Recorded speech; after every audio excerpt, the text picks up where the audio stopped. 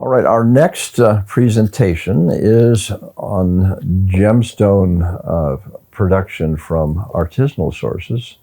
And our presenter is my friend, Dr. Brad Ross. Brad and I have worked together on a number of occasions on the material for the mining law course. And Brad right now is involved with the Global Mining Education Foundation, which is aimed at encouraging and producing material for mining education.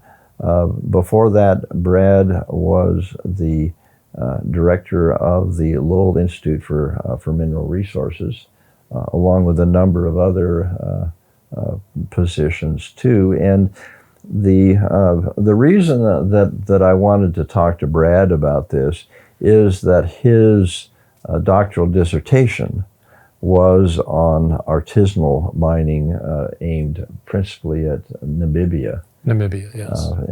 So how much time did you spend in Namibia? So my family and I spent 3.5 years in Namibia. Yeah. And I was working for Rio Tinto at the Rössing uranium mine, and I've always collected minerals for a long time and such. And Namibia is a fantastic place for minerals and gemstones. And so while we were there, when I was working there, we actually dealt a lot with artisanal miners, and that led me to when I came back and started working on my PhD, it was really about what was the sustainability of artisanal mining in Namibia and other places. And so, now, when you said you dealt with artisanal miners a lot, was that on behalf of Rio Tinto, or was it privately? Well, it started out privately. That I actually was a small scale miner myself here in the United States, and I had a small business where I would collect fossils actually and sell them here at the Tucson Gem and Mineral Show.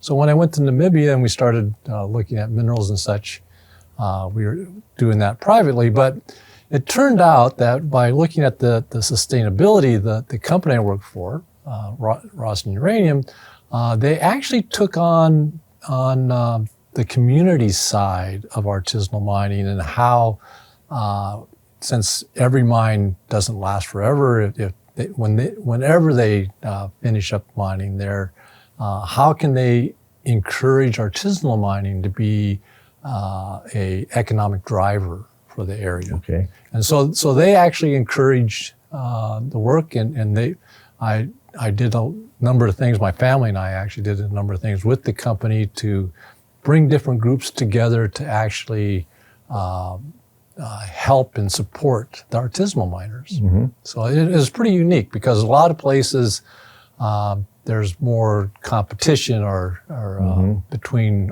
large-scale mining and small-scale mining or artisanal mining. But in this particular case, it was collaborative. And so it was coming from Rio Tinto that they were encouraging this. Yeah, well, yes, and through the local company Rössing, and so the Rössing leadership in particular, they were very supportive. Yeah. Well, that's excellent. Well, we have our first couple slides are of the some of the artisanal mining efforts. This first one here looks like. Well, why don't you just describe what we're looking at? So this is a quartz miner in Namibia, a place called Hobobos, and they mine quartz crystals primarily there, and it's world famous for their quartz crystals. But this is really typical of artisanal miners. It's done manually, hammer and chisel, a lot of hard work, and I grew a great appreciation for how hard these guys actually work. Mm-hmm. It's pretty incredible, really. I spent a little time trying to dig myself, and I don't think I want to do that for a living. How big are these crystals that they're? Well, they range in size. The quartz crystals in this case, they could be an inch anywhere to 6 or 7 or 8 inches, so they can get fairly large. And this looks like a fairly unsafe This is really unsafe. To be. Well, and that's also typical of artisanal mining. And a lot of times they are they don't mine very safely. They don't have a lot of the skills and the understanding that we would, but they do know how to find the minerals. And so this is Topaz Miner. It's a place called Spitzkoppe. It's a beautiful area, but and this is a riverbed actually, and so it's a pretty loose material, and so he's actually undercutting, looking for topaz crystals, and they find some by doing that. And but yeah, it's pretty typical that it can be quite dangerous, the work that they do. Now this is not Namibia, but this is, you know, when we think about artisanal miners, I know we're talking about gemstones, but with that also comes gold miners in a lot of places. And there, a lot of times you'll see children working in areas where there's mining, and it's a family affair at times.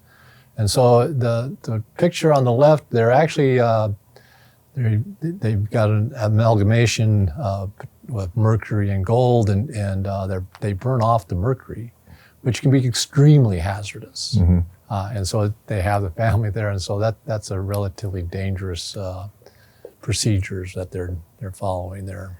Now we're looking at this little girl that's using a pan for gold.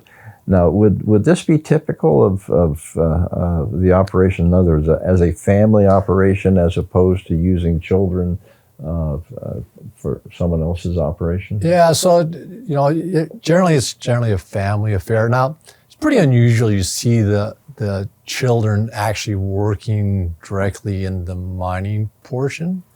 In a lot of cultures, it's pretty unusual to see women doing that, although that's changing. But at the end of the day, a lot of it comes back to the family, mm-hmm.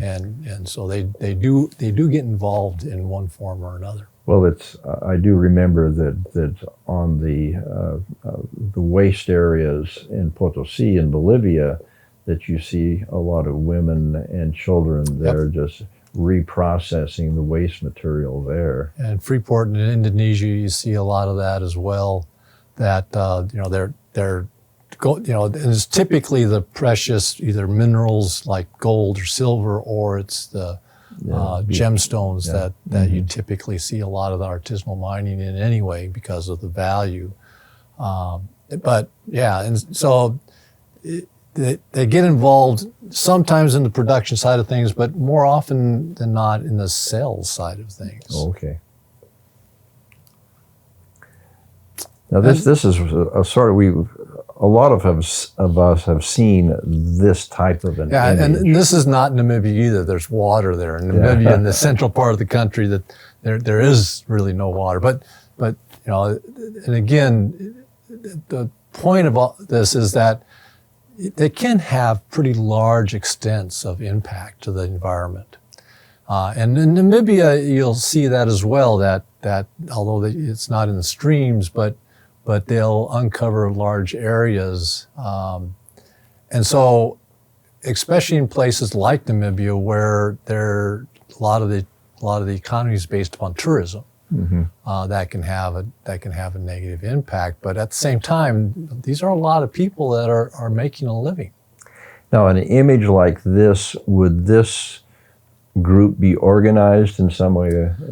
Usually you'll find that most people, in Namibia particularly, that they were individual miners or small groups, 5 or 6 people. But there's generally middlemen that at times will maybe help fund, pay for food and that type of thing, tools, and in which case they may have a larger group that they might be organizing and supporting. So it varies regionally whether or not it's highly organized. And of course, there are some areas, we've heard everybody's heard of blood diamonds and that type of thing where people are forced into working in areas. Now that's not Namibia, but there are certainly cases where there is a concerted effort to really bring people together, basically force them to mine mm-hmm. gemstones and gold. Now, an image like this too, would the organizers of this be taking a percentage of production, or would it be the other way around? A lot of times what happens is the artisanal miners mine. So the way it would work in Namibia, a person or a small group would mine, a third party would come in, they would buy the material at a very low price. And then that middleman would then go and sell it to perhaps a foreigner that would come in and buy from several middlemen. And the price would at least double. When they do that, then that foreigner would take it to their market, maybe somebody that actually prepares the gemstones and such, and the price is going to double again. And then maybe 2 or 3 times later, it will actually get to the final retail market. And so the price starts out maybe at $1 for a gemstone, and it might be $10, $15, $20 by the time it gets to the retail market. And so you have there's this value chain that happens. And so, that's actually one of the big problems is how do the people that produce it get closer to the final market? Yeah. Well, this is just another image probably growing out of that last image that we looked at. Yep. Yeah. All right. Well, we can talk about going through the classic definition of artisanal mining. The artisanal miners, first of all, it is typically very manual. That it's hammer and chisel and basic tools that they utilize. It has very little mechanism. There are times when you do see some mechanism, but it's pretty unusual in most cases. They have very limited capital. But what they do have is they live in an area that has some sort of mineral resources. But the capital is important because a lot of times they end up mining illegally because to get land tenure can be difficult. And at the end of the day, they're making a living based upon their manual work, their labor.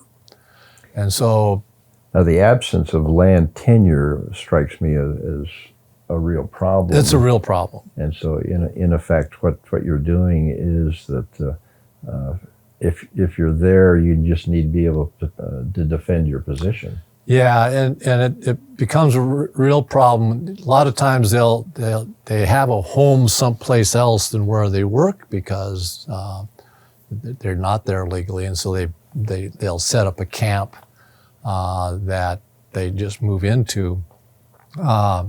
But as they're working, if they find things, there's things that you don't think about. So if they find some good things and they bring it back to their hut, and I'll show you some pictures later on, now what do you do with it to protect it? Because when you go back to work the next day, it's not protected very well, right? Because you can't lock the door, and so that can be a problem of how do you actually bank and store and to create this commerce? And do people ever have their own self-protection? People that are defined as it's your job to protect. They can do that, and that's why you end up with some of them that they group together into small groups to be able to work together and so that they can provide protection for each other and other things as well. But there are a lot of people, and these are the 13 million. There's estimates today that it's up closer to 30 million. Really? But there's not really a good way to measure how many people. We know it's a lot, and it's worldwide. And it covers not just gemstones, it's the gold and copper. In places like China, I think it's changing now, but coal mining or coal was done by artisanal miners at times. Wow. And so, but at the end of the day, what happens with a lot of the artisanal miners, they end up in this kind of cycle of poverty that they do find some good things at times and they do make some good money at times, but they still end up not being able to create the investment to build their enterprise and get out of that cycle. Now we talk about some countries actually have laws that is associated with small scale mining. There are, and there's actually some places that they have laws more typically than not to prevent artisanal mining. But so in the small scale mining, there's kind of there's a gradation, right? From one guy with a hammer and chisel, and it grades all the way up to the autonomous trucks, right? And for mining, and so you start out the artisanal mining. If you get to a point where you have maybe some mechanism, maybe a little bit more capital, people working together a bit more, then you get to small scale mining, and there's generally less regulation on the smaller scales, and compared to the larger scale mines, and so, but different countries, it depends on what's going on, because take Namibia, for instance. They leave a lot of latitude to the government for small scale gems, semi-precious gems mining. But when it comes to diamonds, they leave no latitude, because they're in partnership between the government of Namibia and De Beers, or NAMDEB, their major diamond mining company. So if there is no selling of diamonds in Namibia in a free market type of deal. Is that mainly the result of the connection with De Beers? Oh, sure, because the government itself makes money off the diamonds. Mm-hmm. That's a major income source for the country, and so they protect that. And so they regulate it in very strictly compared to all the other gemstones. And so this would be a formal relationship between De Beers and the government. Oh yeah, no, very formal, very large scale mining. They actually they do major dredge mining offshore, for instance, and so no, it's a major business. But the areas where you would find diamonds, is that not the same geological environment that you find it's most not. of the other stuff? So the diamonds there are actually washed in. They're not in place diamonds. It's and so they find them on the beaches actually. Okay. And whereas most of the other semi-precious stones are found in pegmatites and hard rock mining. A good reason to go to the beaches in Namibia, huh? Well, you can't. The beaches that have the diamonds are controlled by NAMDEB, and you can get permits to cross them sometimes, but they actually put transponders on your vehicle, and if you stop, they know it, and you will be searched because you stopped. Interesting. So they control it quite well. Here are just some images. We asked the question, why does artisanal mining exist? I think we probably answered that question. Yeah, already. it's all about the families. Well, a lot of it's about the families. Is how do you make a living? At the time when I was there, unemployment for if you were under 30 was 30%, plus 30%, and if you have a young family and such, to find a job to make a reasonable living is pretty difficult. But artisanal miners, they do make some money, and they can make a living at it. And at the end of the day, it's to take care of their family. This is a location called New Schwaben, and you can kind of see one of their houses in the background. It's just tarps and any type of material that they can build with. And these kids were, this is where they played and lived, and their folks. Their dads in particular would be mining not too far from here looking for tourmaline, actually. Mm-hmm. Well, I can see that they do have a car in the background. Sometimes. That probably works even. Sometimes, but most of them don't. Yeah. Driving is actually, a lot of times they have to find rides to get away, to sell their goods and stuff.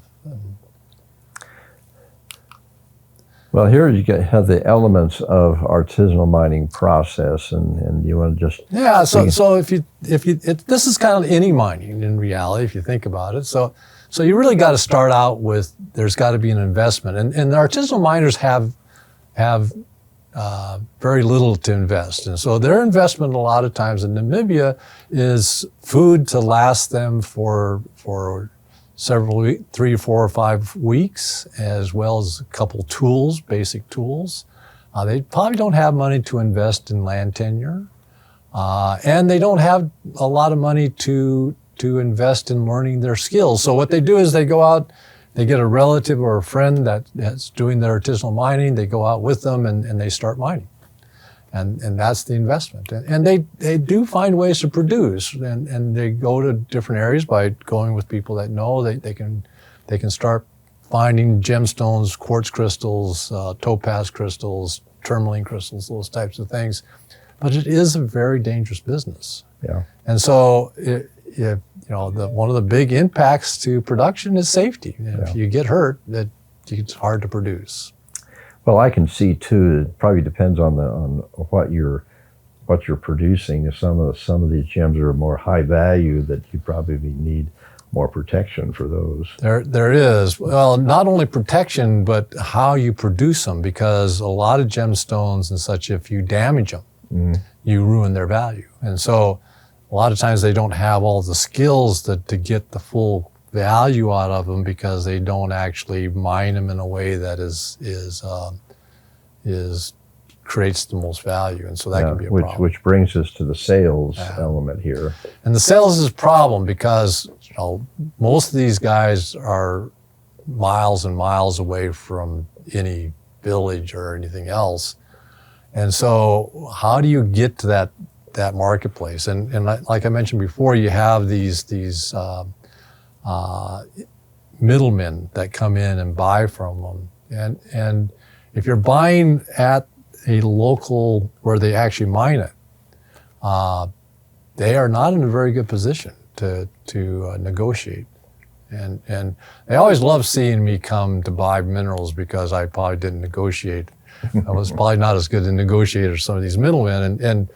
And I would do things, you think about these guys, they've been working in a remote area for weeks. And so we would always bring food, and other buyers would bring food too. And the typical way to do it is, you want cans of meat or whatever, well, they would jack up the price. And so they're bartering, and the person with the most has the best position to negotiate wins a lot of times. But what I would do, we'd negotiate a price, and then I would bring my sales receipt and said, okay, anything you want, you will trade it even across. And so they always like seeing me come around, because I probably was not as good a negotiator as some other people. Well, you were in a different position too, as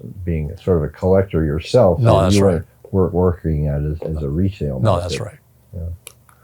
And then here, consumption is really important. So now they do make some money, but Namibia is a really interesting place. The culture there is, a lot of people don't have a lot. The economic status is pretty low. And if you make a fair amount of money, you're kind of expected to not only support your immediate family, but also an extended family at that point. Yeah. And so, they come back home. Like I said, a lot of times their family may be miles away. They sell enough things, they make a little bit of money, and all of a sudden you're going to be taking care of a lot more people. Yeah. Well, and that also brings back the need for investment back into the process. And so, and what happens is that a lot of times you don't invest in more efficient tools and knowledge and stuff. You go back and you start kind of over again, and now you kind of got this cycle. Yeah. And that cycle can change depending upon who they are, and even things like banking, right? if you make a bunch of money, but you can't open a bank account, what do you do with that money? You know, how do you save it? And so you and I don't think about that. That doesn't really cross our mind, but we can put things in a savings account and we can get interest on money. Not so true there. And so, they end up not, a lot of times not spending it. But some cases, if you go to the next, you can create a cycle of wealth. That there are guys that plan ahead and they save a little bit more money each time, and every time they go out they have a little bit better equipment. Or sometimes they strike it rich. They find some pocket that has fantastic things and they can buy some equipment. But unfortunately, a lot of times they don't have the skills and the knowledge and the background to save or to learn how to take care of that equipment. So which results in the same sort of the cycle of poverty that is essentially the same elements here. That's right. As well as, and you have a next one is the cycle of depression. That if you get hurt, you're not going to produce as much. If you get into an area that is not as good production-wise, it's going to cost as well. And so that you can actually start going down and down and to the point where, you know, you're not making a living anymore.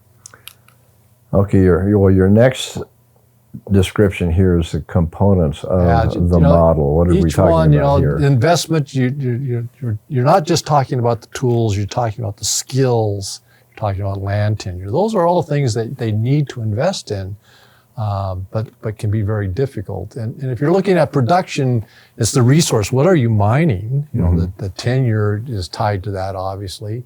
You can have better tools, or if you don't have good tools, then you're not going to be able to protect the gemstones as much as you should. And there's also those mining methods. So, and this health and safety, you know, just the basic things like PPE that we take for granted, you know, they don't have that. And so, and the skills of how to do things safely, they don't think about that. And so that leads to the sales. You know, sales is about quality and quantity. Can they make it better? Can they process it?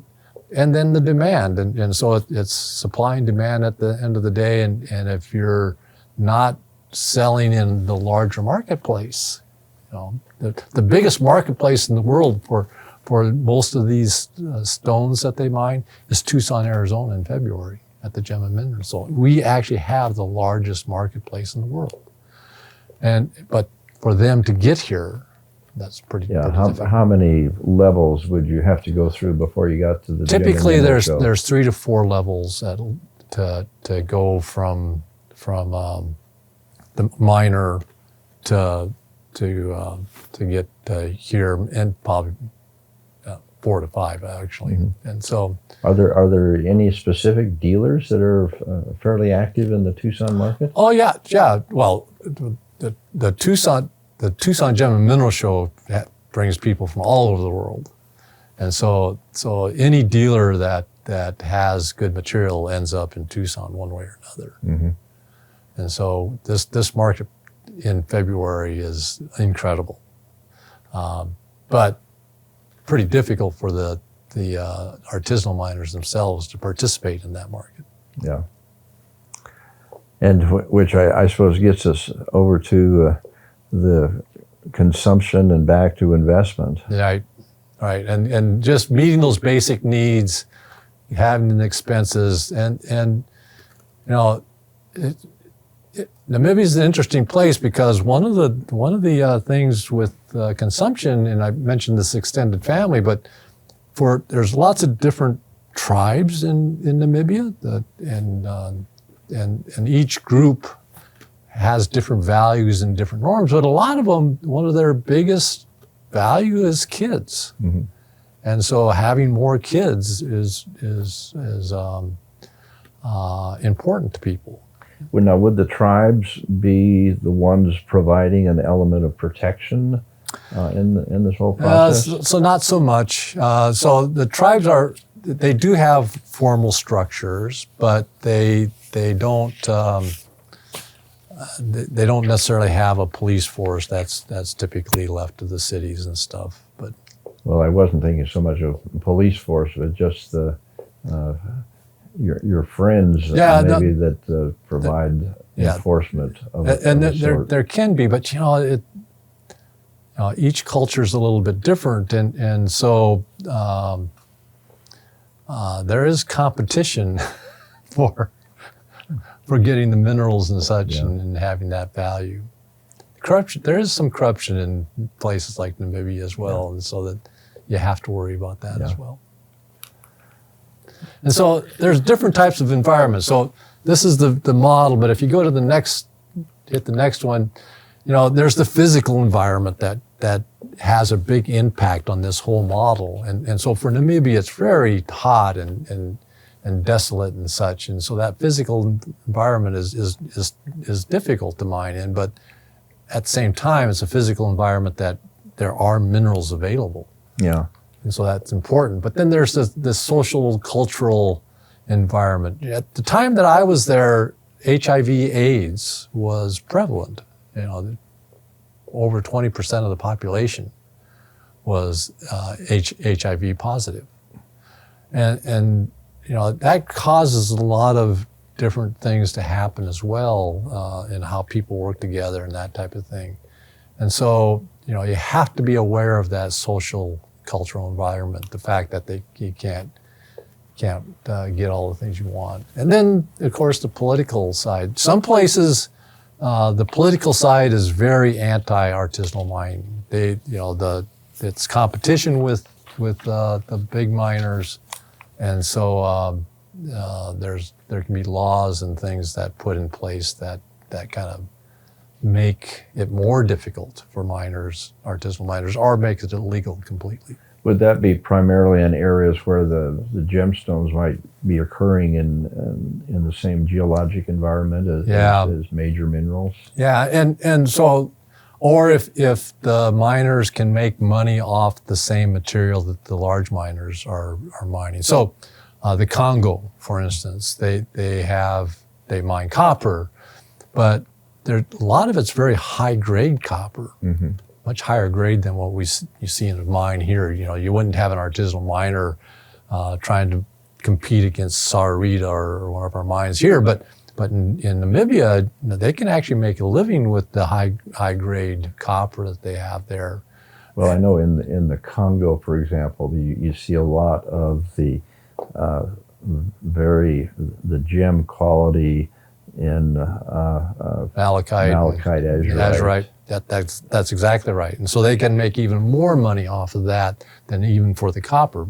And so you end up with, in cases, there's a lot of places around the world where the artisanal miners and the large-scale miners are competing for the same resource. Now, that's not true so much in Namibia, but there are other places in the world that certainly is true. And so, artisanal miners typically don't pay royalty because they're mining illegally potentially to begin with, and so the government is typically going to support the larger scale miners because that's where their income comes from. Well, it always struck me as interesting because right in the area where Copper World is developing right now, was a classic source of malachite and azurite collection. Yep. No, that's right. Now, in a lot of those cases, though, the source of those specimens comes from large-scale mines. Yeah. Large-scale miners. The miners themselves, as they're mining, maybe take some of the material and sell it outside of the typical business of the mining company itself. And so the source is the miners that work for the mining companies and not artisanal miners that are just working for themselves. Mm-hmm. So it's a little bit different. So it is probably a good thought from a large mine to be able to set up a special way of working with. You see that where there are large companies that say there's value here, and so we break into a great pocket. We're going to save that material, and we're gonna collect it ourselves and sell it. But more likely, what they're going to say is, that just slows down our production, and they're going to put rules against people picking up things so that because they don't want to slow down, and it's a balance, right? But it's unfortunate at times because there are some fantastic resources that sometimes these occurrences occur in kind of in a vacuum, like the glove mine, for example. That was a mine that really wasn't operating particularly until they broke into an area with fantastic wolframite. Yep. No, that's right. And then you can actually make mines that just work on specimens. Brian Lee's and some of the work that they did with rhodochrosite up in Colorado and such are just specimen mine, large scale specimen mines, are relatively large scale. But wouldn't be a Saarite or something like that. Yeah. Well, let's talk about something that's closer to home for you. The Okay. Namibia case study. Yeah. Namibia is when I went to Namibia, when I told people I was going to go to work in Namibia, I generally had the question, well, where's Namibia?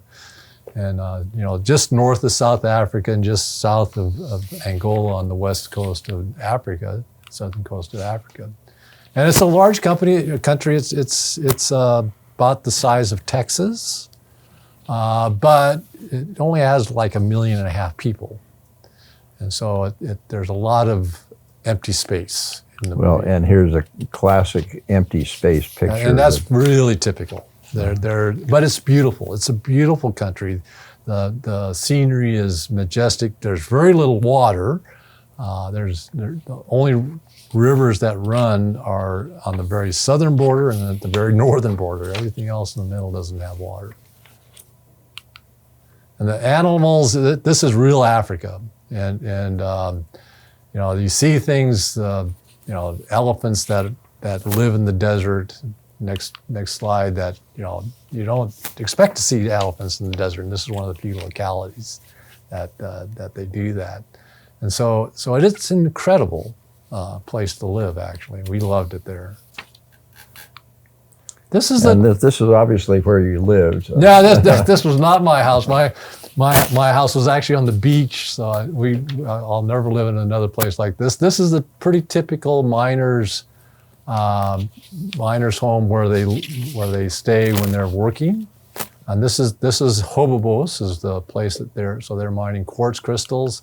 Yeah, and there's a couple of the quartz crystals right there. Yeah, and take a close look at the guy in the middle there. Look at his eyes. The first time I met him, he had two good eyes, and they're using hammer and chisels, and you'll look at the eye on the left, and so he's lost one eye. So when I visited him to buy crystals from him, he can only see out of one eye. Now, he works in a very dangerous occupation, so one of the things, I left him safety glasses so that hopefully he'll be able to protect his other eye for at least a while. But now the crystals that they have there, what would sort of price would something like that bring in the first sale? In the first sale, well, at that time, I don't know, I probably paid, probably $40, $50 maybe. Oh, really? Okay. But, here you would sell them for hundreds of dollars. Yeah. Several. This is also Hobobos. I saw these guys walking from their camp, and they had these containers. Now, this is a really arid area. And so I drove up to them. I said, "Where are you going?" They said, "Well, we're going to go get water." I said, "Okay, you want to ride?" And it's about 2 miles from where they're camped. And so this is the water hole. And this is a area where just you had this kind of natural dam. And if you take a look at that water and what they're going to be drinking from, you and I probably wouldn't ever drink from that water. And there's big tarantulas and stuff that had died in there. And so I asked him, "Well, did you get sick? drinking this water? They said, well, yeah, you know, the first couple of weeks, but you get used to it. Yeah. And so, yeah. I assume you didn't try any. I did not try any. This is where they sell. This is what we call the crossroads. So these are family members. And so that the husbands would bring things and they would sell them along. And then the tourist would drive up. Now, this is not where the good stuff was sold. This is what they would sell to tourists primarily. And so there'd be 15, 20 different family groups that would be selling minerals alongside the road. And people would just drive up and stop and buy minerals. Physical, you know, this is Hobobos again. It's a pretty desolate area. That's Brandberg Mountains, but you know, to me, that's $1 million view. If I was, so they do have some amazing landscapes that they have in the country. Well, let's shift to the social and cultural issues. Yeah, you know, there's a lot of different tribes. This is a Herero. They were almost decimated by the Germans, actually. And they actually took on a colonial dress. The women would still wear these long dresses. And the hat that they wear, they have a lot of value in cattle, actually. And so the hat is to represent the horns on the cattle. I can see some goats in the picture there, too. Well, it's really interesting. They primarily only eat meat. I've never seen a culture that eats almost strictly meat. You go to a bride, it's incredible. Mm-hmm. Their vegetables and such are not really on the menu. And so every place is different. And this is Swakopmund, where I lived. It's kind of like in some ways a Bavarian, you know, a village in Bavaria more than Africa. And but so that's the main town. You can see the lower right, but up in the upper left is Modessa, and it's kind of 3 towns in one. And so, you know, a lot of the German background lived in Swakopmund proper. And then as you go further away from the center of the town, the economic status goes down and down. And a lot of the places in Modessa and such don't have indoor plumbing and such. But the image on the lower right, is that a multi-family place or a hotel? That's a hotel. Okay. Yeah. And they have several buildings that, like Bavaria, it's just incredible.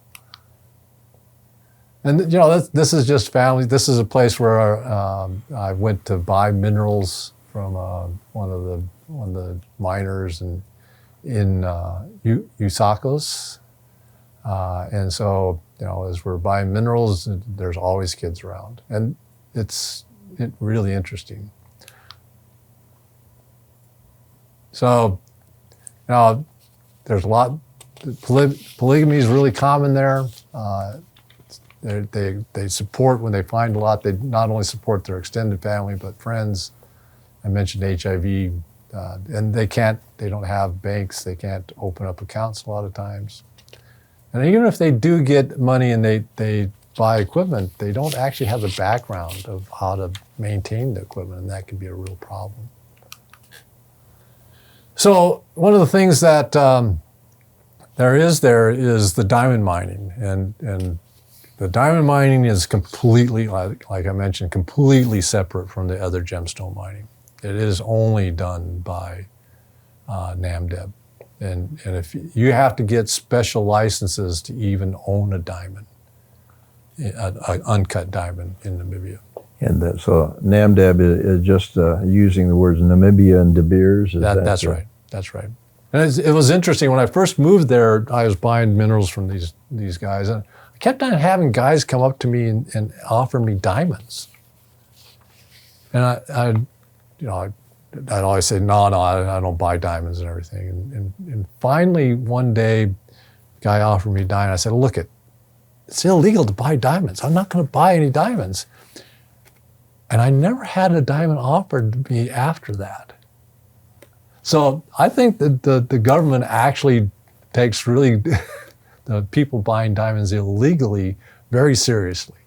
So you think that was an entrapment I think situation? because the other 2.5 years that I was there, I never had another person come up and offer me a diamond. There's big mines in Namibia. This is Rossing Uranium's been purchased by a Chinese company now, but there's big mines, copper mines. There's big zinc mine. There's a big gold mines there. There's several uranium mines in Namibia now. One time it was just Rossing, but now there's several uranium mines. Okay, we'll shift over to the political environment. Yeah, it does. You know, politically they actually want people to be able to make a living and such. And so overall, the country is the political climate is supportive of artisanal mining. They actually had groups that were trying to support the miners. But they have a lot of unintended hindrances, barriers to that artisanal miners. One of them, they actually have a claim system very much similar to the United States. That you can get a claim, you can mine it on government property, but if you're going to have a claim, you actually have to go to Windhoek, the capital of the country, to file the claim. And then you have to pay some money for it, obviously. And so, these guys, they don't have cars, mm-hmm. and the capital is hundreds of miles away. And so how do you even get to the government to file a claim? Mm-hmm. And they're, just the difficulty of how to do those types of things makes it so that you almost can't mine legally in a lot of cases. Now, if you did have a claim, would that give you a degree of protection? It would, tenure-wise, absolutely, mm-hmm. just like a claim here in the United States would. Mm-hmm. Matter of fact, their laws, a lot of the laws in Namibia are based upon U.S. laws. Mm-hmm. And so it would be the same protections as you would have here in the United States. But then they also had strange things, like they had export permits. You had to get legally, you had to get an export permit for gemstones and such besides the gold and such, but you had to go again. If I bought a mineral, I'm supposed to go to the capital to get an export permit, and it was not very conducive.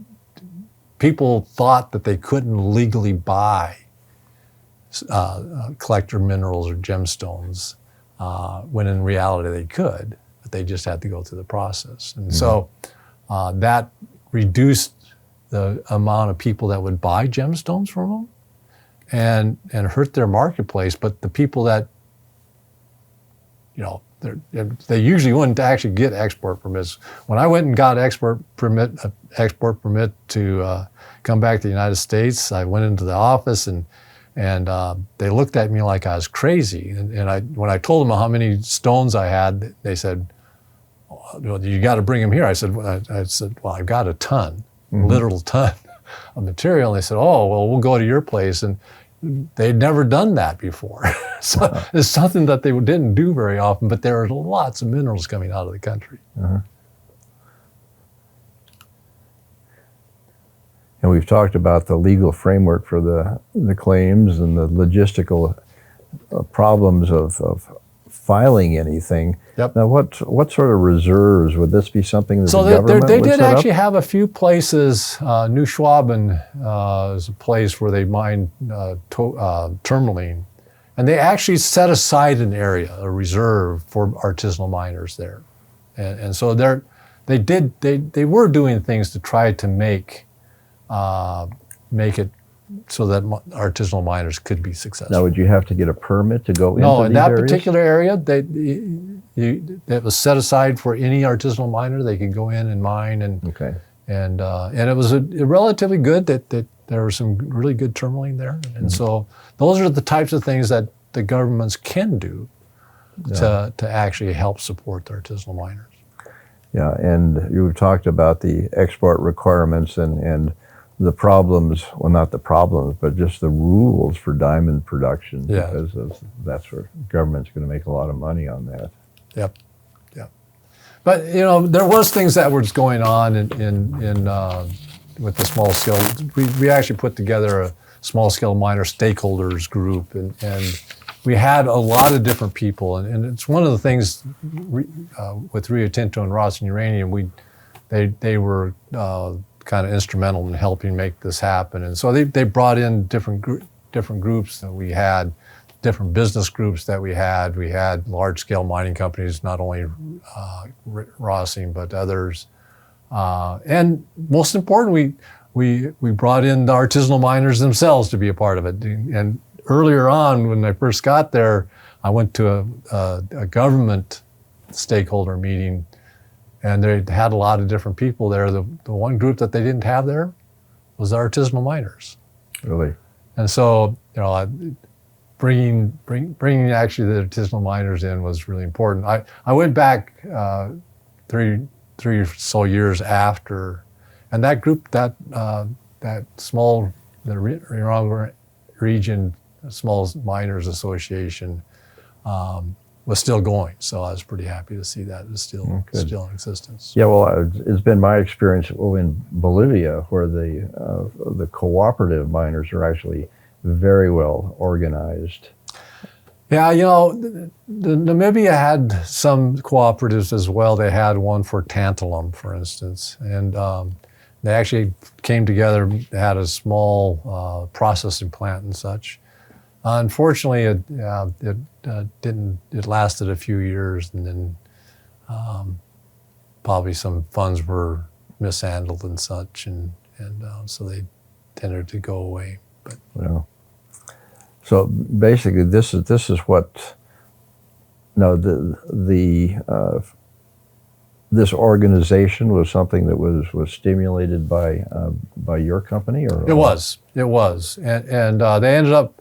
You saw alongside the road where they were selling their materials. They actually built a kind of a protected area because it was they formerly were right alongside the road, and it was a dirt road, and so people would go by 60 miles an hour and dust every place, and so the families were breathing dust alongside the road all the time and such. And so they actually built kind of a small building, or it wasn't that small, building for that to put their stuff in and such, which was pretty beneficial to them.